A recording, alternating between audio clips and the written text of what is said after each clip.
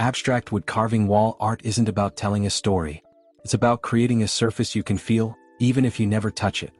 It's not realism. It's not traditional. It's not trying to be anything but what it is: motion and depth carved out of a solid block of wood. No rules. No blueprints. Just rhythm, shadow, and form. It usually starts with a flat panel: oak, ash, walnut, birch. Something strong. Something stable. Not too soft, not too brittle. Then the tools come in. Gouges, chisels, knives. Sometimes power tools, sometimes just raw handwork. The surface is stripped down, then brought back up in waves, angles, ridges, and folds.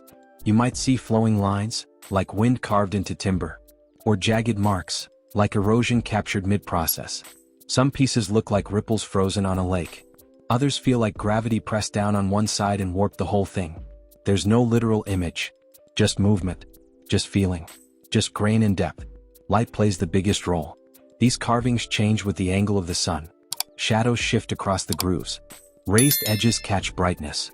Recesses sink into darkness. In the morning it looks one way. At night something else entirely.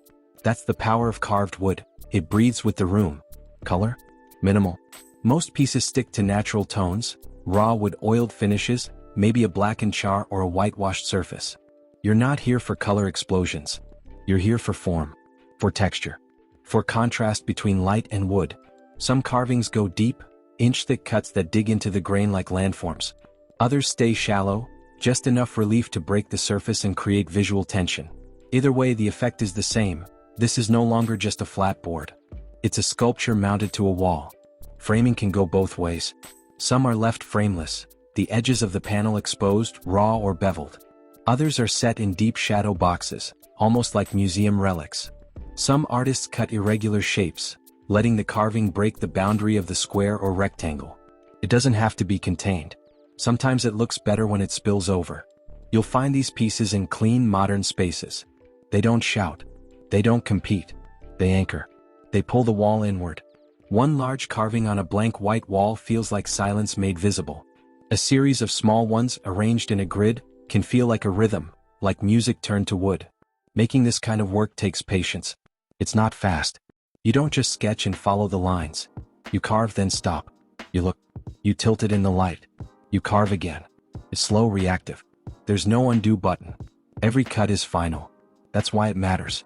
You can't fake it. And when it's finished, you don't need to explain it. The viewer might see waves, or wind, or nothing at all. That's fine. It's not about recognition. It's about reaction. Texture has that kind of power. It pulls people in even if they don't know why. It doesn't matter what the grain is doing, or where the lines start and stop. What matters is that it moves.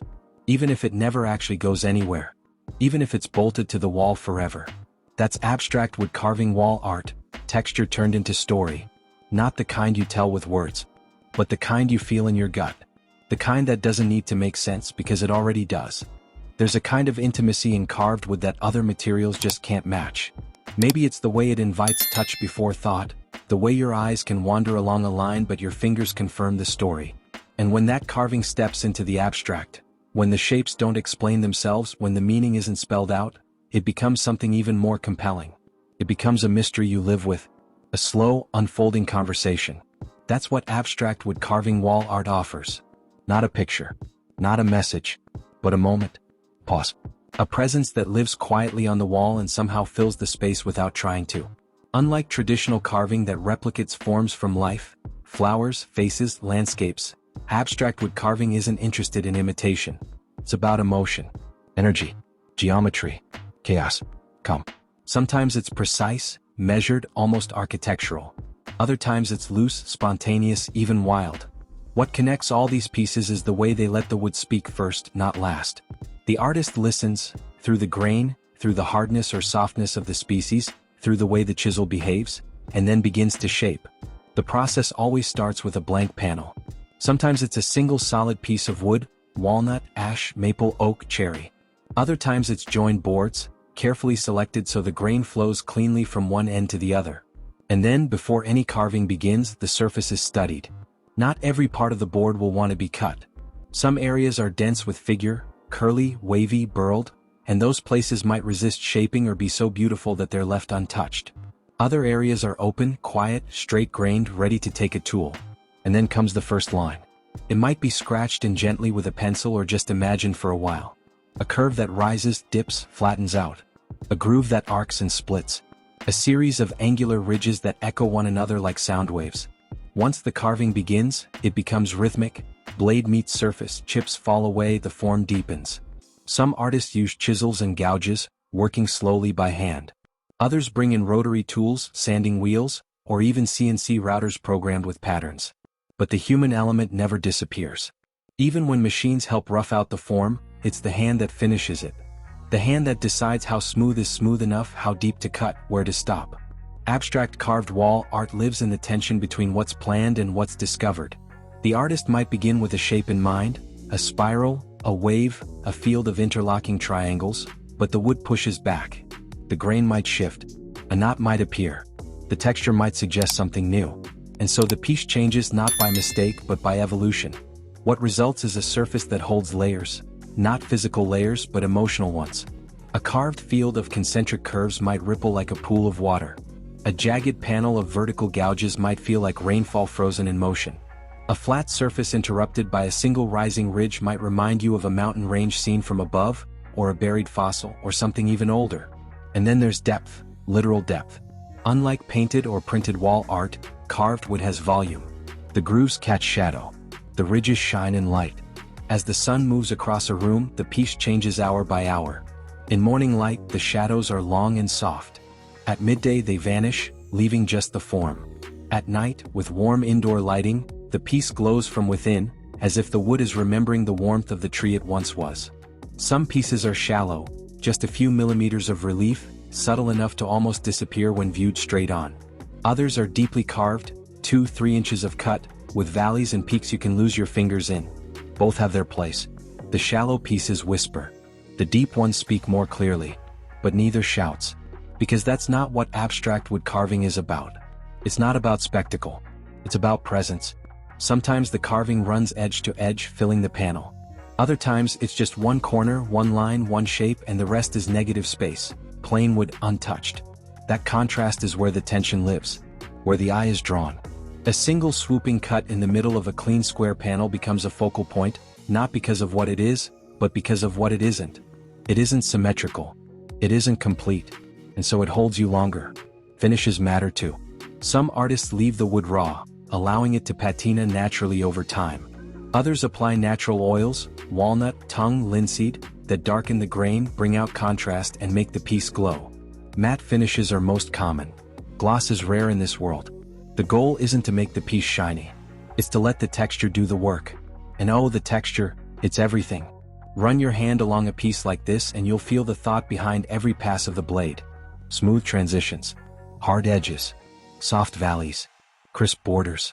It's sculpture made to be touched, even if it's mounted 5 feet off the ground. Mounting methods vary. Some artists float their carved panels off the wall, using hidden cleats or spacers to let them cast a soft shadow behind. Others frame the pieces in thin strips of metal, adding a contrasting material that makes the warmth of the wood stand out even more. Some leave the edges raw, live, barked, or chipped, to remind you that this is wood, not plastic or resin. Not something printed or stamped or mass-produced. Something real. Something worked. In interior spaces, abstract wood carvings bring grounding energy. In minimalist homes, they offer warmth and movement without clutter. In industrial settings, they soften steel and concrete. In natural, earth-toned rooms, they become one more living element, like a stone, a plant, a fire. And they're silent. That might be the most important part. These pieces don't make noise.